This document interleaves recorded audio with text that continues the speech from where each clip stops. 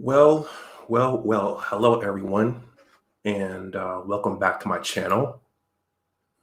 My name is Dr. Anwar Youssef Dunbar, and this is Big Discussions 76, Entertainment and Media. First of all, please like the stream. Please, please share it, and please subscribe to my channel. Today is May 14th, 2021. And I'm back with another offering on this channel. This is my smallest channel. And I figured out pathways in which I want to grow it. As a media channel,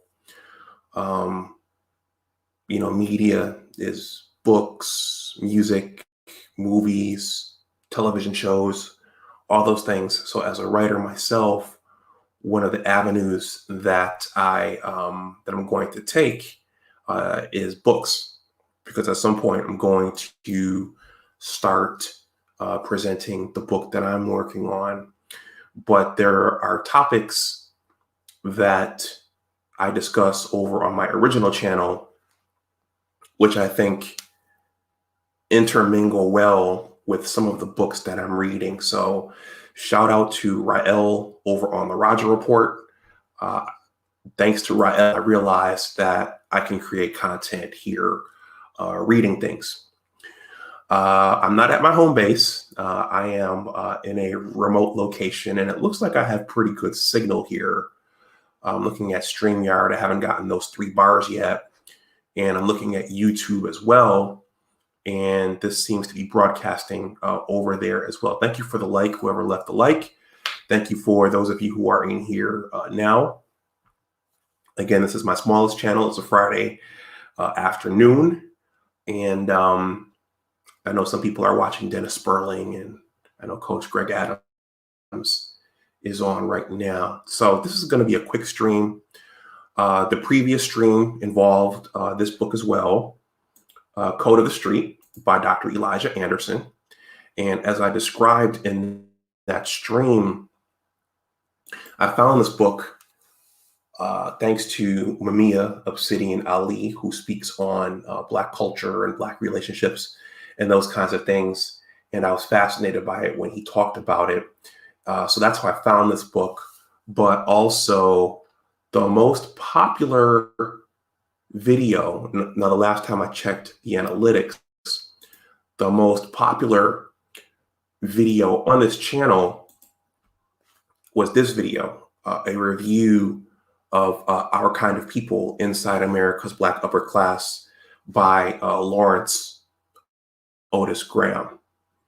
This was a pivotal book and an important book for a lot of us. And so I decided, okay, well, since this resonated with people, why don't we also go back in the other direction and talk about what life is like on the streets for Black Americans.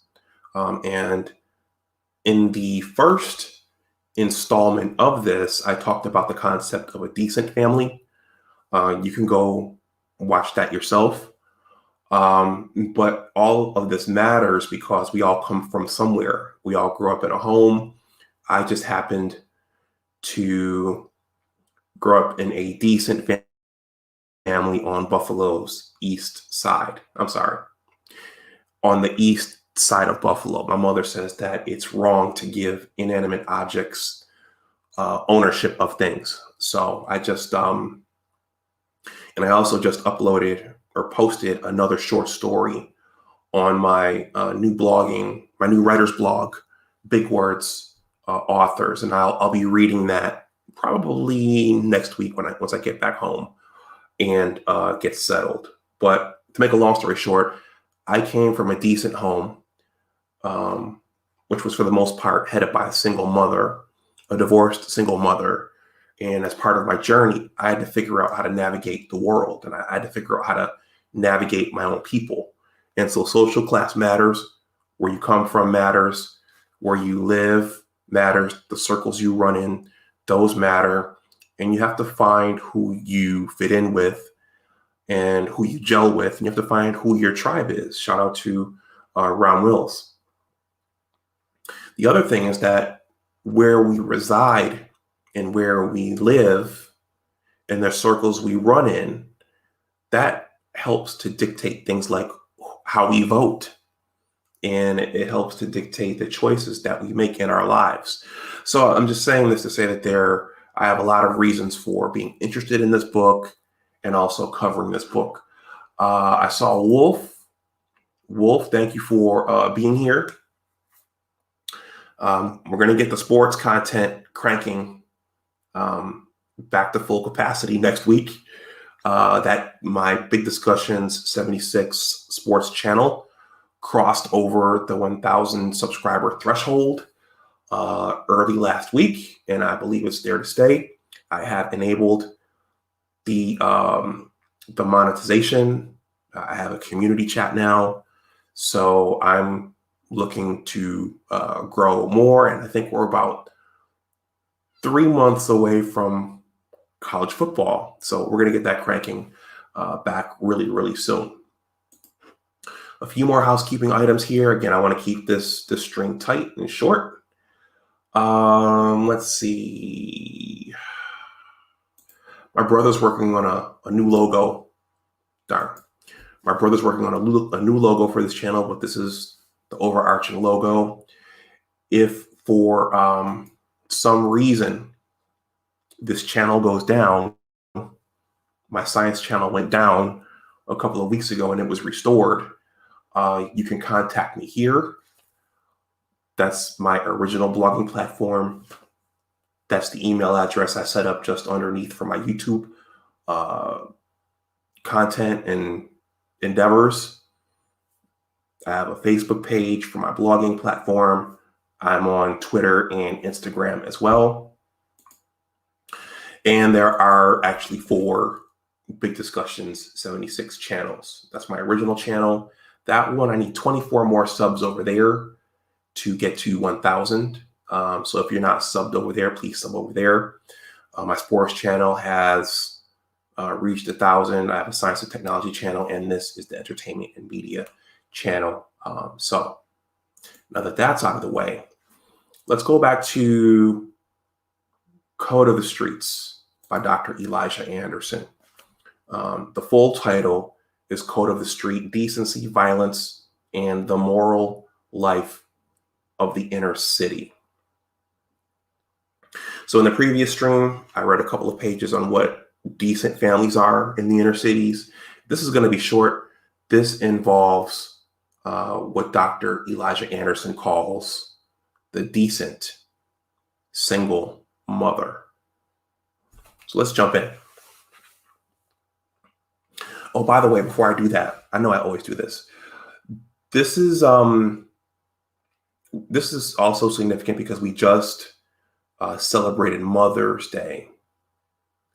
And over on my main channel, or should I say my original channel, I read, I think it was my 2018 or 19 Mother's Day essay. I may go back and leave that in the description box below this video since I'm discussing it. But as a part, that essay was basically a tribute to my mother. And one of the things that I pointed out was that single mothers can't do everything. And it's a sensitive topic discussing single mothers, but even for the most well-intentioned single mother, they can't do everything. And there are constraints on what one person can do. And I think that's going to come out in this passage.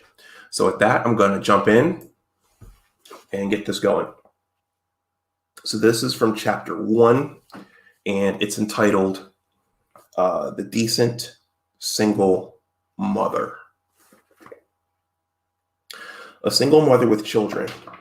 The majority of decent families in the impoverished sections of the inner city are this type, must work even harder to neutralize the draw of the street. And she does so mainly by being strict and by instilling decent values in her children. She may live with her mother, or other relatives and friends, or she may simply receive help with childcare from her extended family. In raising her children, she often must press others to defer to her authority.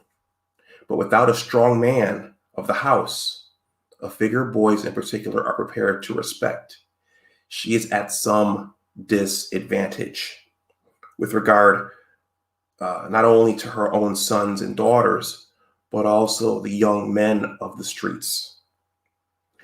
These men may test her ability to control her household by attempting to date her daughters or to draw her sons into the streets. A mother on her own often feels she must be constantly on guard and exhibit a great deal of determination. Hey, Corinne Henry, thank you for stopping through. Diane, a single mother of 4 sons, 3 of whom are grown, offers a case in point. Diane is 46 years old, of average height, heavy set, and light complexioned. One of her sons is a night watchman at the utility company, and another is a security guard at a downtown store. Diane herself works as an aide in a day care center. In describing her situation, she has this to say. Again, guys, this is a short passage, so this stream probably won't go as long as the last one. Corinne Henry says, hey, everyone. Hey, Corinne, thank you again for coming through. Always good to see you. And by the way, a lot of what's described in this book, I think, is consistent with what we talk about over on the Roger Report every day. Some pieces of this definitely overlap over there. So this is a single mother named Diane. It really is pretty bad around here. There's quite a few grandmothers taking care of kids. They mothers out here on crack. There's quite a few of them. The drugs are terrible. Now I got a 15-year-old boy, and I do everything I can to keep him straight, because they, drug dealers and users, all on the corner. You can't say you're not in on it, because we in a bad area. They be all on the corner. They be sitting in front of apartments, taking the crack. And constantly, every day, I have to stay on them and make sure everything's okay, which is real bad. I never seen it this bad. And I've been around here since 81, and I never seen it this bad. At nights, they roaming up and down the streets, and they be dropping the caps, used crack vials, all in front of your door. And when the kids out there playing, you gotta like sweep them up. It's harder for me now to try to keep my 15-year-old under control. Right now, he likes to do auto mechanics, hook up radios in people's cars. And long as I keep him interested in that, I'm okay. But it's not a day that goes by that I'm not in fear, because right now he got friends that's selling it. They, got a whole lot of money and stuff. And I get him to come and mop floors. She works part-time as a janitor, and I give him a few dollars. I say, as long as you got a roof over your head, son, don't worry about nothing else. It's just a constant struggle trying to raise your kids in this time. It's very hard. Boys on the street say to him, man, why you got to go in the house? And they keep sitting right on my stoop. If he goes somewhere, I got to know where he's at and who he's with. And they be telling him, come with us. He say, nah, man, I got to stay on these steps. I don't want no problem with my mama. Now, I've been a single parent for 15 years. So far, I don't have any problems. I have 4 sons. I got just the one that's not grown. The 15-year-old, Everyone else is grown. My oldest is 35.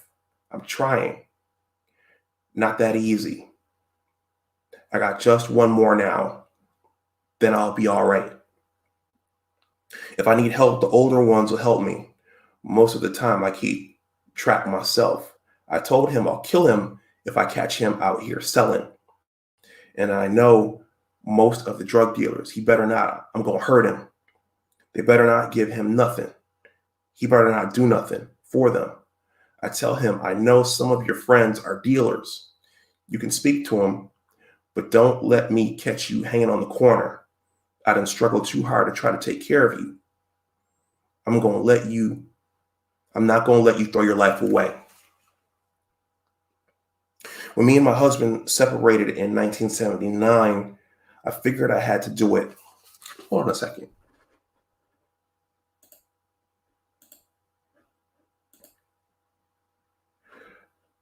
I don't like looking at this black screen entirely myself. There, that's better.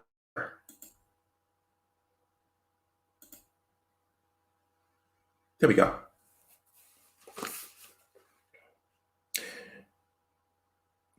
When me and my husband separated in 1979, I figured I had to do it. He was out there driving trucks and never home. I had to teach my kids how to play ball and this and that. I said, if I have to be a single parent, I'll do it. It used to be the gangs, and you fought them, and it was over. But now, if you fight somebody, they may come back and kill you. It's a whole lot different now. You got to be street smart to get along. My boy doesn't like to fight. I took him out of school, put him in a home course. That stuff does what it wants to. They just work for a paycheck. You tell the kid, now you can't pick their friends, so you do what you can. I try to tell mine, you're going to be out there with the bad street kids. You can't do what they do. You got to use your own mind. Every day, if I don't get up and say a prayer, I can't make it. I watch him closely. If he goes somewhere, I have to know where he at. And when I leave him, or if he go to them girlfriends' houses, I tell the parents, if you're not responsible, he can't stay. I'm not going to have no teenager making no baby. These comments show how one decent inner city parent makes sense of the breakdown in civility, order, and morality she sees occurring in her community, and how she copes. When Diane was a child, and even when her older sons were growing up, gang fights were common, but they generally took the form of an air-clearing brawl. Today, many community residents feel that if you run afoul of a gang or an individual, somebody may simply kill you. Note that the schools are included among the institutions seem to have abdicated their responsibilities, a widespread belief among many inner city parents. So that's the subsection entitled The Single Decent Mother. Okay, I'm seeing the antenna logo now with one dot. Okay, now I have two dots. I'm assuming you guys can still hear me pretty well out there. I am in a remote location. So I'm hoping this sound is at least decent. Wolf says, sounds like a lot of single mothers in the neighborhoods where I grew up in the 1980s. Yeah. If you go back and look at, if you go and look at the statistics, there's a website called blackdemographics.com. You can see marriages, Black marriages at least, really starting to break down in the early, or the late 1960s and the early 1970s. Shout out to, thank you, Corrine. I'm in a remote location with the Wi-Fi seems to be working pretty well. But shout out to my buddies, David Lorenzo Glover, the controversial counselor, and Herbert Lewis, the big bad wolf. They have a Monday show and a Thursday show, and they have a lineup of women who come up onto their panel. And when the concept of single motherhood comes up, it can get very, very dicey. So this is a sensitive subject, but also, again, I think one of the things this passage shows, and which I discussed in my Mother's Day blog post over on my original channel, a single parent can't necessarily do everything. Yeah, and oftentimes a single mother in this instance, because whether it's the man doesn't stick around or if it's a divorce, more oftentimes than not, the woman gets the custody, and she has her hands full paying the bills and keeping the lights on and feeding the children, keeping them clothed, and those kinds of things. So she can't possibly watch everything. My mother was only able to attend 2 of my high school basketball games.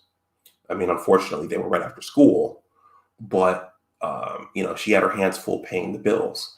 I was telling a friend of mine yesterday about my when I first started listening to gangsta rap in the late 80s. That was Eazy-E and NWA. And what's funny is that I got, we were still dubbing cassettes back then. I'm dating myself. But this was before downloading music. It was before MP3s and those kinds of things. And so there was actually a white kid, a redheaded white kid named James, who dubbed Eazy-E and NWA for me. And I was listening to that in my room, and my mother never knew until I was bold enough to open the door and to play it in the car. But I'm just saying that to say is that in this instance, from my vantage point, a single mother can't do everything. I'm going to read some of these comments here. This is going to be a short stream. I was hesitant to go because I saw Nicole Ali was going on at 4. And I know that Nicole's out on the West Coast. So that's probably 7 p.m. for her. But I'm going to read some of these comments. And Karine, I'm going to drop the link if you want to come up and I know you're a single mother. Some of this might resonate with you. I'm going to drop the link if you want to come on and say a few words. I'll probably shut this down in another 10 minutes because I just intended for this one to be short. Let's see. That was Wolf's comment. He says, unfortunately, this sounds like the plight of a lot of Black families in urban America. Yeah, especially with parents not staying together like they used to. Karine says, sound is good. Okay, thank you. Karine says, I can relate to some of the points in the chapter you're reading. This is a very, very sensitive subject. Points. And she says, my saving grace is I have a very strong support system that consists of my parents and my siblings. Thank God for them. Yep. Wolf says, same here. My grandparents and aunts and uncles kept me off the street and out of trouble. What happens is when you're having these discussions, something that comes up, that parable comes up about it taking a village to raise a child. So what you guys are describing, and I believe that even with 2 parents, Oftentimes, those parents don't know everything, and those parents can't do everything, even with two of them. And aunts and uncles and other cousins and grandparents and community members do play a significant role. But that does come up quite a bit when you're talking about single motherhood and um, those kinds of things. So absolutely, I imagine it does help to have that support system there in your own family. So there we are. Let's see. So I'm at about 26 minutes. I did a short one like this on my science channel on Sunday night. I'll be back in my own place, back at my home base in a couple of days. So I will revisit this and other topics as well. But I want to thank everyone, those of you who watched this live. Let's see, this one was I set this live stream up yesterday, and it's a Friday afternoon, and folks are probably going to happy hour if they feel safe enough to go to happy hour for drinks and dinner and stuff like that. But I just wanted to, the first one was a little longer because the passage was longer. And I think that, yeah, it's good to break this up. So I just wanted to come in and do this little passage on decent single mothers and what they go through. The next passage is going to be probably a little more exciting, as it's going to talk about quote unquote street families. And those of you listening, I'm sure you know quite a few of those, and what it's like to live with those families and interact with those families and those kids. It was a major adjustment for me. One of the reasons this resonates with me is that, as many of you know, I attended an HBCU. And so there was a bit of a culture shock when I got to my HBCU, because I was raised relatively sheltered, and I wasn't raised in the streets. And at my HBCU, Johnson C. Smith University, there were quite a few students who were from the streets, whether it was one of the northern cities like Chicago or Philly or New York, or one of the more southern areas like Charleston or Miami. Because Miami, there's a ghetto in every city, whether it's Miami or Charleston or New York City or Atlanta or New Orleans. There's a hood everywhere. So that was a bit of a culture shock. And also even in the dating arena, even when you meet someone who is degreed, they may have come from the streets, and they may still have those street instincts, and they may still have those, they may still live by those street rules. Let's see. Corrine says, definitely a village. My grandfather and aunt look after my brother. And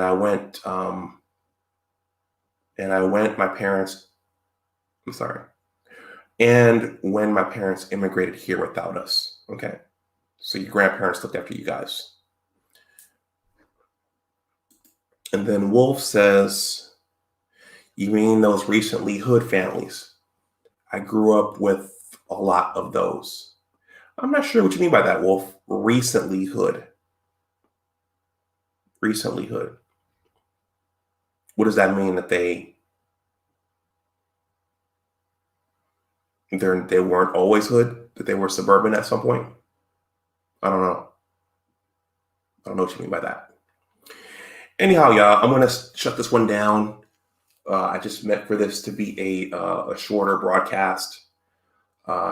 Next week, I will do something on, actually, I will read the passage about street families, and there's a lot of exciting stuff in this book. So, in any case, thank you for those of you who watched. If you're watching on the playback, please like, share, and subscribe. Please definitely subscribe. And be safe out there. Enjoy your Friday night and enjoy your weekend. And as always, remember that your attitude determines your altitude. Once again, there was a piece of this that preceded this piece. If you're just watching this now, go take a look back at my catalog and you'll see the predecessor to this live stream. Thank you, Kareem. All right, everyone, I'll talk to you later. Bye-bye.